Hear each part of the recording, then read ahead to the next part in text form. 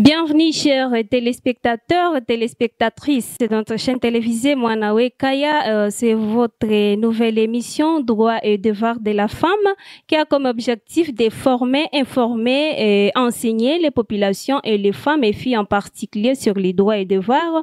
Émission présentée par Rosette et Anna. Je ne suis pas seule dans les plateaux, je suis avec Madame Docteur Liliane. Elle est candidate à la députation nationale et elle est présidente des ligues des femmes dans les partis politiques Nouvelle Élan.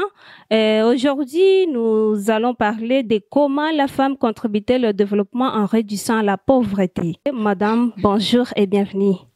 Bonjour Madame la journaliste et bonjour à nos chers téléspectateurs et téléspectatrices. Merci. Oui, bienvenue. Comme je vous avais annoncé que nous allons parler aujourd'hui de comment la femme contribue au développement en réduisant la pauvreté. Aujourd'hui, 90% des femmes sont des pauvres. Alors, nous voulons un peu savoir qu'est-ce qui est à la base de cette pauvreté. La parole est à vous, madame. Bienvenue. Merci beaucoup pour la parole m'accordée. Ouais. Oui, en tout cas, 90% ou même plus des cas de pauvreté retrouvés au niveau des femmes. Pourquoi?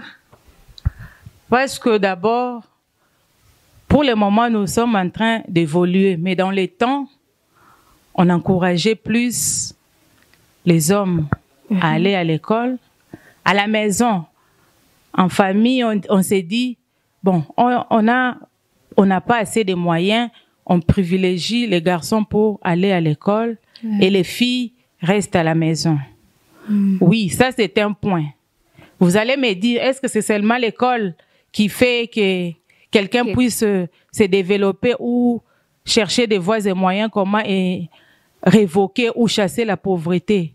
Ce n'est pas seulement l'école, mais c'est parmi les points qui ont fait que nos collègues masculins, nos garçons, sont allés à l'école, ils ont étudié, ils ont acquis des notions et au finish, ils sont en train de travailler sur terrain et ils sont capables d'être autonomes. Bon, avec les droits que la RDC a octroyés aux femmes, de travailler dans des entreprises et consorts. Est-ce qu'aujourd'hui, il y a des obstacles qui font à ce que les femmes ne contribuent pas au développement? Oui, il y a encore beaucoup d'obstacles. Comme je vous avais dit. À part l'école? À part l'école. J'avais dit que c'était un point. Il y a plus les garçons qui sont partis à l'école que les filles. Mais au moins pour le moment, nous sommes en train d'évoluer parce que, avec les sensibilisations, les filles commencent aussi à aller à l'école. Et à part ce point-là, nous avons aussi les notions de notre culture. La femme, on lui a longtemps dit que toi, tu ne peux rien faire. Ta place, c'est là-bas derrière. On ne doit pas te voir. Tu dois rester à la cuisine. Tu dois être caché.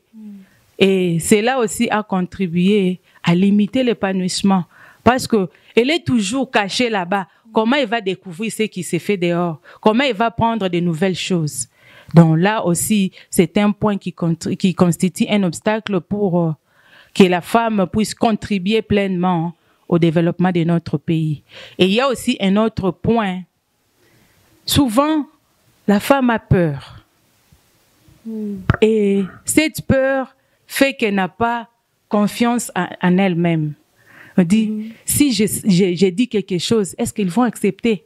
Ils vont se moquer de moi. Et au lieu d'oser, elle refuse. Elle s'enferme à elle-même. Et un autre obstacle aussi, c'est les collègues hommes ou bien les garçons qui lui disent, toi tu es inutile. D'ailleurs, c'est devenu une monnaie courante. Quand un garçon pleure, toi tu pleures comme une femme. Donc c'est comme si tout ce qui est mauvais, tout ce qui est incapacité, faiblesse, ça se trouve chez la femme. Oh, tu fais des choses comme ça comme une femme. Non, non, il ne faut pas chosifier la femme. Il faut la prendre comme étant une personne à part entière. Et là aussi, les qualités, les capacités, elle peut travailler comme son collègue masculin. Donc, c'est un peu ça pour ne pas être... La liste n'est pas exhaustive, mais c'est un peu ça, les obstacles qui empêchent la femme à contribuer pleinement au développement de notre pays. Merci beaucoup, madame, pour votre intervention. Nous voulons aussi savoir comment la femme peut contribuer au développement de la société. Merci beaucoup.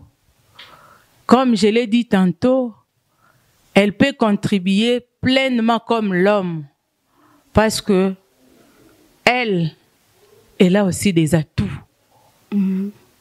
Des atouts, elle peut travailler dans des entreprises, elle peut travailler à n'importe quel niveau. Donc là, ce n'est pas limité. Je vais interpeller et dire à tous qu'à chaque niveau où la femme se trouve, qu'elle ne se gêne pas. Même si elle est maraîchère, donc elle fait l'agriculture. Avec cette agriculture-là, elle peut contribuer parce que moi, je sais des mamans qui sont là seulement avec leur agriculture. Ils ont nourri des familles, des enfants qui sont aujourd'hui des ministres, des intellectuels. Mais c'est cette femme-là, des basses classes, que nous disons qu'elle est inutile, qui a fait de ces hommes-là des grandes personnalités.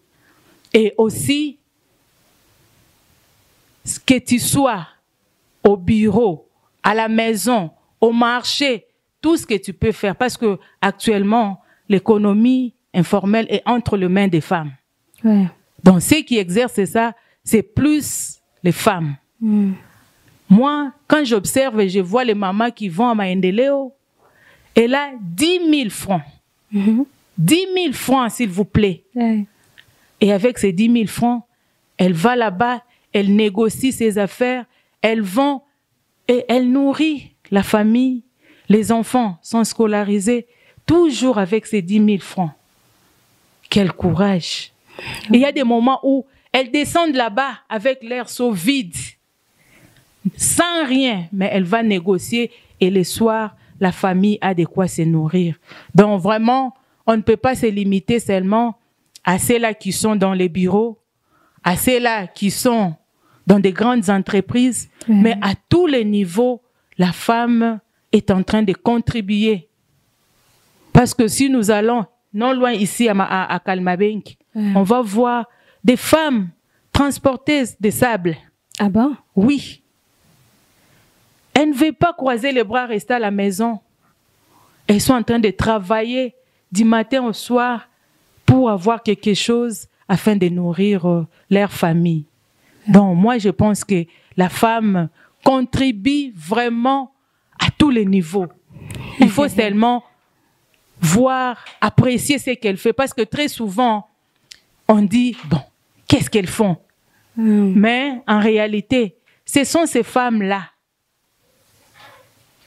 malgré leurs faibles revenus, mais elles sont en train de faire de grandes choses. Ce sont des héroïnes dans l'ombre, moi je les appelle.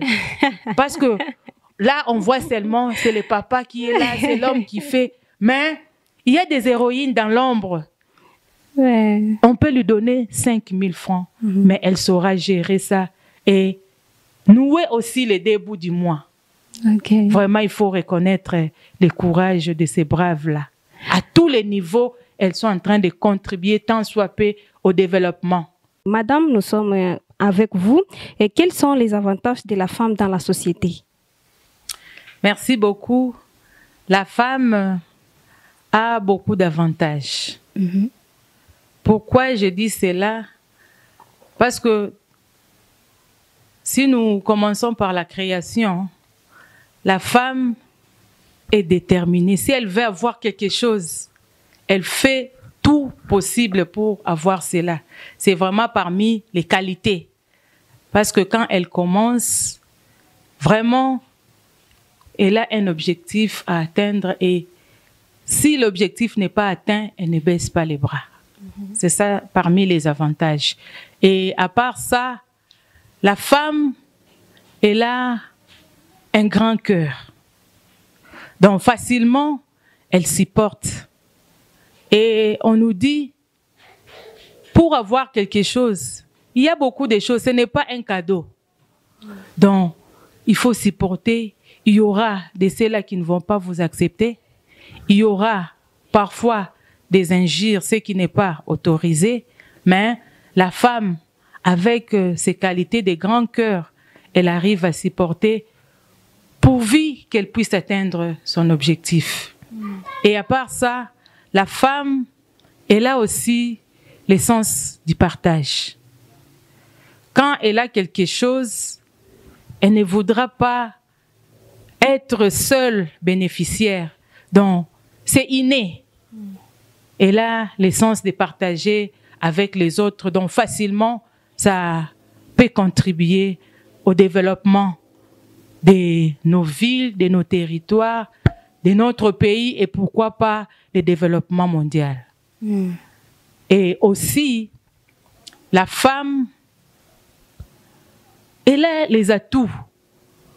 Elle peut faire beaucoup de choses au même moment. Elle peut être là, elle travaille, elle est en train de coordonner ce qui se passe à la maison et elle suit bien, elle fait bien aussi son boulot. C'est parmi les qualités de la femme. Donc, Dieu lui a doté de ça. Et un autre point aussi, parmi les avantages de la femme, il y a aussi la fidélité. La femme, quand elle te dit oui, généralement, bon, bien qu'il y a des celles qui peuvent dérober à cette règle, mais réellement, et puis très souvent, quand elle a déjà accepté, je veux faire ça, elle fera. Ah bon? Oui. Mais cette fidélité, il y en a. Mais, comme je l'ai dit, les exceptions ne manquent pas. C'est ça, les exceptions ne manquent pas. Les exceptions ne manquent pas. Mais, quand tu dis... Bon, je peux vous donner mon exemple. Ouais. Quand je ne suis pas dispo, je vous dis, je ne saurais pas être là. Ouais. Et si je dis je serai là, je ferai de tout possible pour être là et accomplir mon devoir comme je vous l'avais promis. Donc, c'est parmi les qualités que les femmes ont. OK. Sans vexer nos collègues masculins, parce que la société, il y a toujours deux sexes. Il n'y a pas d'hommes sans femmes et femmes sans hommes. Mais avec les hommes, il peut dire ça et puis facilement, il change d'avis et puis il te manipule et puis ça passe parce qu'ils ont l'art de manipuler. Ok, merci beaucoup. S'il y a des avantages, des avantages, donc s'il y a les avantages, donc il y a aussi des désavantages. Oui. Est-ce que tu peux nous dire un peu des avantages de la représentativité de la femme dans la société? Oui. Là, nous étions en train de parler des désavantages. Des avantages de la femme. Ok. Il y a aussi les désavantages. Ouais. Les désavantages, c'est quoi? Oui, avec la femme surtout, très souvent quand on parle avec nos employés, donc c'est là qui nous embauchent, ils vous disent, moi, j'aime pas engager les femmes. Si vous lui demandez pourquoi, dit, surtout les femmes mariées. Si aujourd'hui, ce n'est pas la grossesse, demain, ce sont les enfants qui sont malades.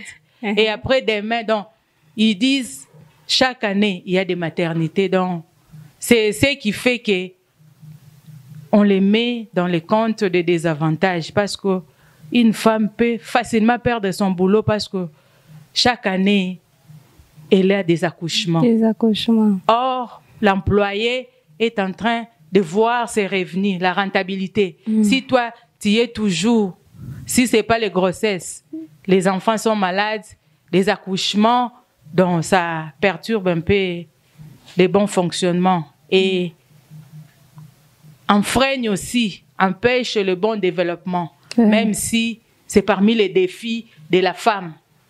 Elle est en train de tout faire pour surmonter cela, mais on peut les mettre dans le cadre des désavantages. Et aussi, nous revenons encore, si on est en train de chercher les cadres qui ont à étudier, on regarde dans les femmes, on trouve il n'y en a pas assez. Comme on avait dit au début, beaucoup n'étaient pas partis à l'école. Maintenant, on est en train de chercher un médecin. On ne doit pas aller ramasser n'importe qui, même si elle peut faire quelque chose, mais il faut qu'il y ait cette notion-là préliminaire d'avoir fait les études de médecine pour être embauché. Mais aujourd'hui, il y en a. Oui, il y en a. Il y en a aujourd'hui. Et aussi, un autre problème, comme je vous avais dit, il y a aussi les avantages qu'on peut dire dans... Comment on appelle ça? On revient encore avec cette peur-là. OK. Elle a des capacités, mais elle a peur d'affronter. Elle peut faire ça. Parfois, elle aime qu'on la pousse. Nos collègues masculins, ils vont de soi, et même. Mais les hommes, souvent, les femmes, pardon, aiment souvent qu'on les pousse. C'est ça, parmi aussi les désavantages. Ce qui fait que la représentativité, il y en a, mais pas beaucoup parce qu'elles veulent être stimulées. OK, merci beaucoup, chers téléspectateurs et téléspectatrices de Mwanawe Kaya. Aujourd'hui, nous sommes en train de parler comment la femme contribue au développement en réduisant la pauvreté. Madame Dr Lily, quels sont les droits appropriés aux femmes pour assurer le développement? Merci beaucoup pour cette question. Pour assurer le développement, d'abord, la femme a droit à la parole. Peu de fois, il y a 10 hommes. On dit, il y aura, dans un groupe, on dit, il y a des intervenants. On prend 7 hommes, on met 3 femmes. Les droits à la parole. Il faut lui donner aussi, donc déjà que ça soit dans notre manière de vivre de chaque jour. Essayez de mettre cela en pratique. Quand vous appelez, ici, à s'y poser dans votre émission, si vous appelez un groupe d'intervenants, vraiment, faites le tout possible qu'il y ait quand même une égalité. Autant de femmes, autant d'hommes. C'est notre obligation. Les droits à la parole, parce que très souvent, on remarque ça. Cette injustice-là, entre guillemets, nous suit partout. Or, la femme a les droits de la parole. Bon. Et aussi, les droits d'exprimer ses opinions. Très souvent, on dit, elle va dire quoi de bon? Laissez-la s'asseoir là-bas. Il faut la laisser s'exprimer. L'expression libre, comme ça, elle aussi, elle se sent considérée. Et quand on se sent considéré, on a aussi facilement la facilité d'apporter quelque chose de nouveau. Mais si, au départ, vous lui refusez la parole, comment maintenant elle va donner ses opinions ou apporter quelque chose de plus? Et à part les droits à la parole, elle a aussi droit à l'éducation. Merci parce qu'il y a déjà des avancées significatives. C'est vraiment une question qui a coulé d'encre de la salive parce que vraiment, elle était toujours là, à l'arrière-plan. Déconsidérée, elle n'a pas droit à ça. Mais maintenant, là, c'est bon, les droits à l'éducation. Et nous allons plus loin. Ce n'est pas seulement la scolarisation, mais aussi la réinsertion professionnelle. Elle doit apprendre à faire quelque chose.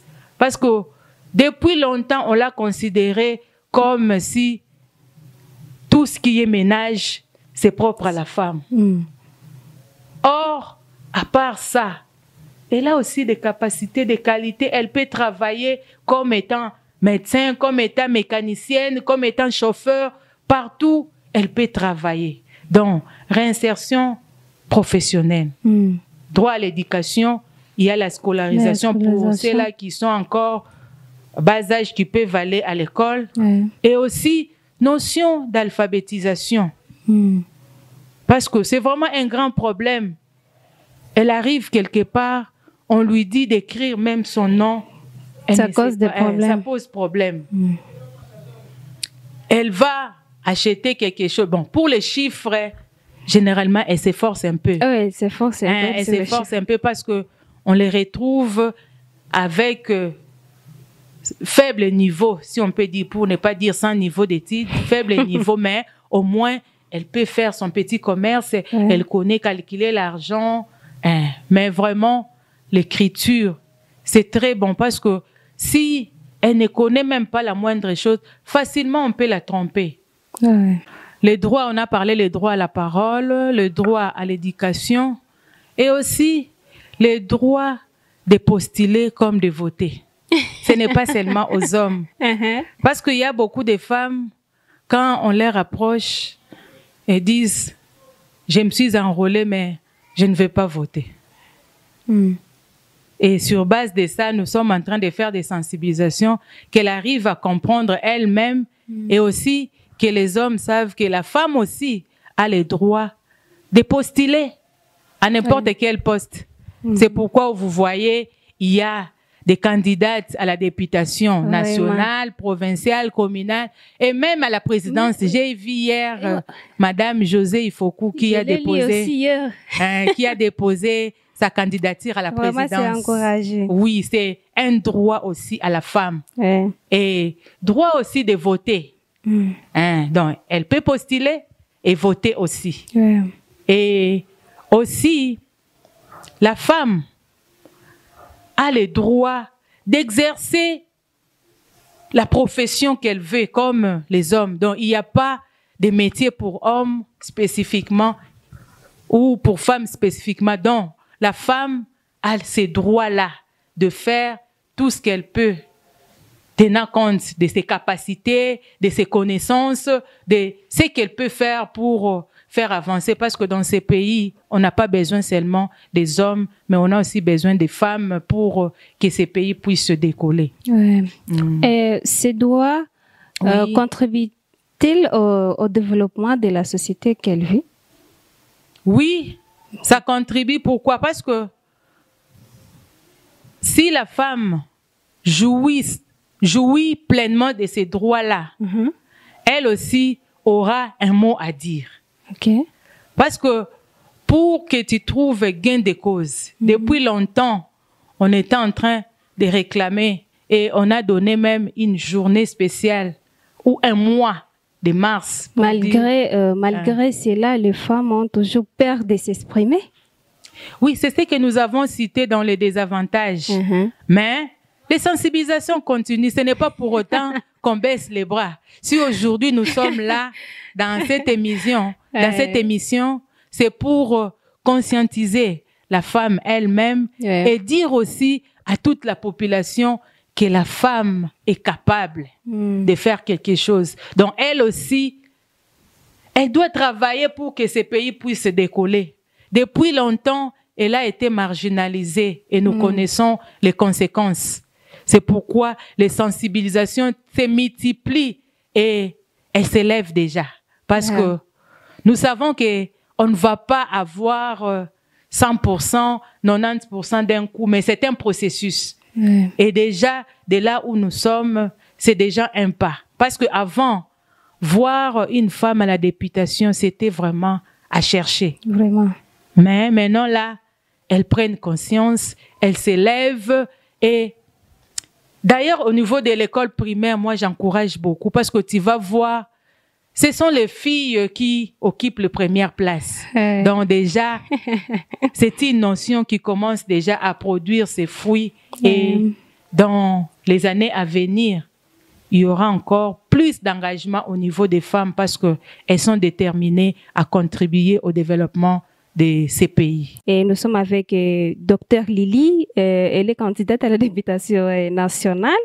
Madame, après ses droits et ses devoirs, bon, on peut même inclure les devoirs parce que elle a tous les droits possibles. Mais nous sommes à l'émission, on a essayé d'énumérer pour faire voir qu'elle est aussi capable de faire quelque chose. Quelle est l'évolution des femmes là qui travaillent? Est-ce qu'elles contribuent au développement de la société convenablement? Oui, merci beaucoup pour la parole. Ouais. En tout cas, elles contribuent. Comment? Les femmes, au niveau national, je ne sais pas si vous avez suivi la dame, Madame Kirongozi, qui nous avait fait les robots régulateurs de la circulation routière. Ah non, je ne l'avais pas suivi. Et cette dame-là a contribué avec la technologie en faisant ces robots-là. Au lieu que les personnes puissent se régulariser, il y a les robots régulateurs en pleine centre-ville qui sont en train de régulariser la circulation routière. C'est une femme qui a fait ça. Ah bon? Oui. Okay. Et nous avons aussi vu Maman Eve Bazaïba qui est là au ministère de l'Environnement. Elle est en train de travailler. Et non seulement ça, il y a 10 ans passés que l'autorité morale était en prison à la CPI. Vous les connaissez? Vous les savez tous. Et puis, cette dame-là, elle a su gérer et continuer avec les activités du parti. Vraiment. Donc, les femmes contribuent. Et il y a aussi celles-là qui sont ministres aujourd'hui. Et il n'y a pas si longtemps, Madame Janine, qui était aussi à la tête de l'Assemblée nationale. Donc, les femmes contribuent, comme je l'avais dit, que ce soit celles-là qui travaillent dans les grandes entreprises, que ce soit celles qui sont au niveau du gouvernement, et aussi, nous autres femmes médecins, les chauffeurs qui sont là, de femmes, et aussi au niveau de la basse classe. Il y a des commerçantes, il y a des maraîchères, donc vraiment elles contribuent. Même si ce n'est pas encore un grand pourcentage, mais c'est déjà un grand pas, elles contribuent. Et aussi, dans le temps pour voir des femmes journalistes, c'était plus laissé aux hommes. Ah, oui. Mais aujourd'hui, vous avez en face de vous Madame Rosette qui est là-dedans. Ça prouve que vraiment les femmes contribuent au développement de ces pays. Vraiment. Merci, merci beaucoup. Voilà, nous sommes presque à la fin. Et votre dernier mot, Madame Liliane, à la population d'Uvira et aux femmes et filles en particulier. Merci beaucoup pour clore cette émission. Nous allons dire ceci à la population d'Uvira. Soutenons les femmes. Elles sont capables de travailler comme toute autre personne. Elles ont les atouts. Et nous, dans notre parti, nous disons unité, le travail et le développement. Soutenons-nous et nous paraphrasons main dans la main pour l'avancement de notre pays. Donc, si nous négligeons ou nous mettons les femmes à côté, le développement de ces pays sera compliqué. Nous voulons travailler main dans la main. C'est dans l'unité que nous allons faire un bon travail. Et quand il y a un bon travail qui se fait partout et par tous, il y aura le développement. Et aux filles et aux femmes, nous disons, prenons courage, ne baissons pas les bras. Nous avons les atouts, nous pouvons faire quelque chose et faire avancer ces pays. Nous avons les qualités. Déterminons-nous et ça ira. Grand merci à vous, téléspectateurs ou téléspectatrices qui nous ont suivis depuis le début de notre émission. N'oubliez pas de partager, de commenter, de vous abonner dans notre chaîne télévisée Mwanawe Kaya. C'était l'émission Droit et devoir de la femme qui était présentée par Rosette Anna. Je n'étais pas seule dans le plateau, j'étais avec Madame Docteur Liliane.